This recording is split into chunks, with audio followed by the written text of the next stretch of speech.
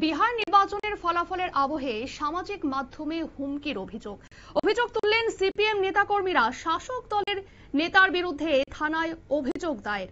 এ নিয়ে কি জানাচ্ছেন সিপিএম নেতা অমল চক্রবর্তী, শোনাবো আপনাদের। কিন্তু একটা ভয়ানক ঘটনা, এই 4 নং বর্জলা মন্ডলের নাকি উনি নেতৃত্ব, নাম হচ্ছে টিঙ্কুব্রত দাস। উনি এখানে অ্যাপার্টমেন্টে থাকেন লিচু বাগানে, শুনলাম, আমরা ঠিক জানি না। এই ভদ্রলোক প্রকাশ্যে সিপিআইএম কে হুঙ্কার দিচ্ছেন, বলছে সিপিআইএম এর সমর্থকরা সাবধান হয়ে যান, আপনাদের পিঠের চামড়া তুলে নেব, আপনারা ভালো থাকবেন না।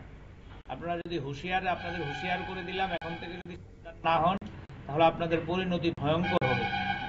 এই কাজ আইনের শাসনে চলতে পারে? এই কাজ আমাদের ভারতবর্ষের সংবিধানের নিয়মে চলতে পারে? আমরা সোশ্যাল মিডিয়াতে দেখলাম, এটা ভাইরাল হয়েছে, হাজার হাজার মানুষ এটা নিন্দা জানাচ্ছে সোশ্যাল মিডিয়ার মধ্যে।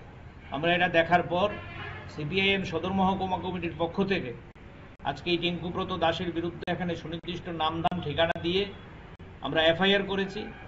আমরা এনসিসি পিএস এর পুলিশ কর্তৃপক্ষের কাছে দাবি জানিয়েছি অবিলম্বে ঘটনার তদন্ত করে এই যে দুর্বৃত্ত, এটা দুর্বৃত্ত বলবো না, এটা হচ্ছে সমাজে আইন শৃঙ্খলা নষ্ট করার অন্যতম কারিগর, তাকে অবিলম্বে গ্রেপ্তার করে দৃষ্টান্তমূলক শাস্তি দেয়।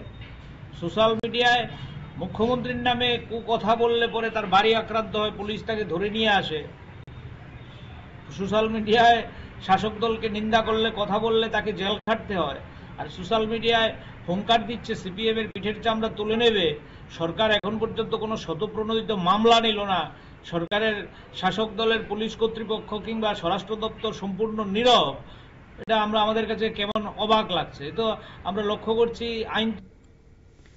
আপনারা শুনলেন সিপিএম নেতা অমল চক্রবর্তীর পক্ষ থেকে বক্তব্য। সিপিএম কর্মী সমর্থকদের সোশ্যাল মিডিয়া এসে সরাসরি হুমকি দেওয়া এবং মেরে ফেলার অভিযোগ। সিপিএম কে দেখে নেওয়ার হুমকি দিয়েছে বড়জলা বিজেপি মন্ডল নেতা টিঙ্কুব্রত দাস, আর তার বিরুদ্ধে এনসিসি থানায় মামলা দায়ের করলো সিপিএম নেতৃত্বরা। নিয়ে নিচ্ছি ছোট্ট একটি বিজ্ঞাপন বিরতি, সঙ্গে থাকুন।